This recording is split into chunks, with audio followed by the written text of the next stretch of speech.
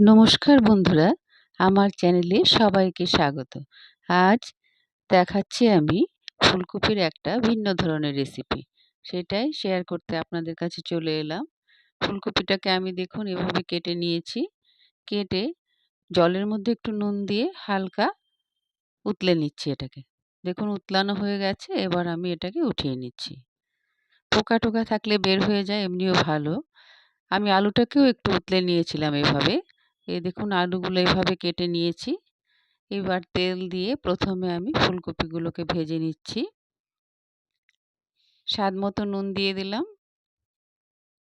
উল্টে পাল্টে একটু সময় নিয়ে ফুলকপিগুলোকে একটু লাল লাল করে আমি ভেজে উঠিয়ে নেব।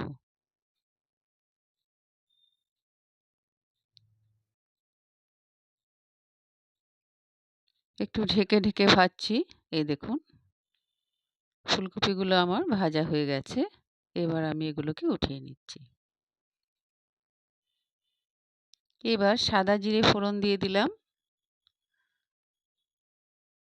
দিয়ে প্রথমে আমি আলুগুলোকে ভেজে নিচ্ছি। আলুগুলো এভাবেই সুন্দর লাল লাল করে একটু ভেজে নেব। স্বাদ মতো নুন দিয়ে দিলাম। এবার ভেজে নিচ্ছি।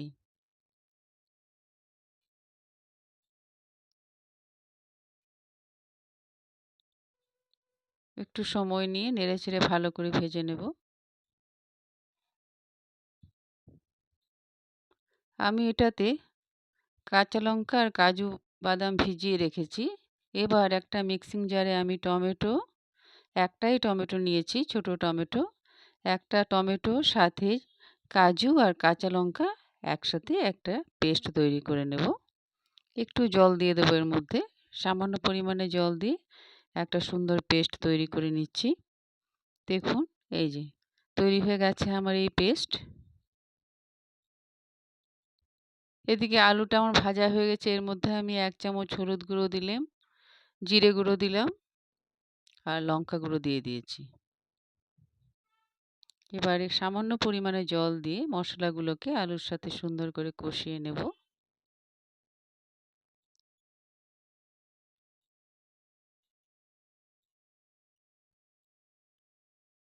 দেখুন কষিয়ে নিচ্ছি ভালো করে। এটা কষাতে কষাতেই আমি পেস্টটা যে তৈরি করে রেখেছিলাম সেটাও দিয়ে দিলাম। টমেটো আর কাজুর পেস্টটা, কাঁচা লঙ্কাও দিয়েছি একসাথে দিয়ে এবার এই পেস্টটার সাথে আলুটাকে একটু সময় কষিয়ে নেব। ভালো করে কষিয়ে নিচ্ছি। এটা কষাতে কষাতেই এর মধ্যে আমি ভাজা ফুলকপিটাও দিয়ে দিচ্ছি। ভেজে রাখা ফুলকপি দিয়ে দিলাম। এবার একটু খানিকক্ষণ সময় নিয়ে কষিয়ে তারপর আমি এতে পরিমাপ অনুযায়ী জল দিয়ে দেবো। ঝোল রাখবো, তবে খুব বেশি নয়। ঝোল দেবার আগে আমি এতে কয়েকটা কিশমিশও দিয়ে দিলাম। দেখুন এবার আমি এটাকে একটু নেড়েচেড়ে মিলিয়ে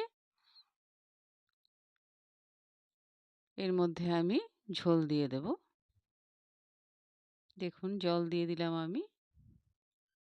আমি অবশ্য এখানে ফুটানো জলই ব্যবহার করছি। গরম মসলা গুঁড়োও দিয়ে দিলাম।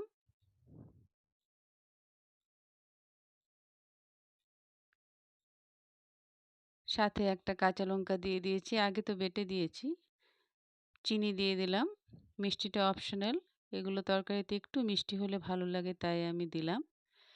আমার ভিডিও আপনাদের কেমন লাগে আশা করি আমাকে জানাবেন। দেখুন তৈরি হয়ে গেছে আমার আজকের ভিন্ন স্বাদের ফুলকপির তরকারি। সবাই সুস্থ থাকুন, ভালো থাকুন। আবার দেখা হবে পরের ভিডিওতে। সবাই আমার সঙ্গে এভাবেই থাকুন। ধন্যবাদ।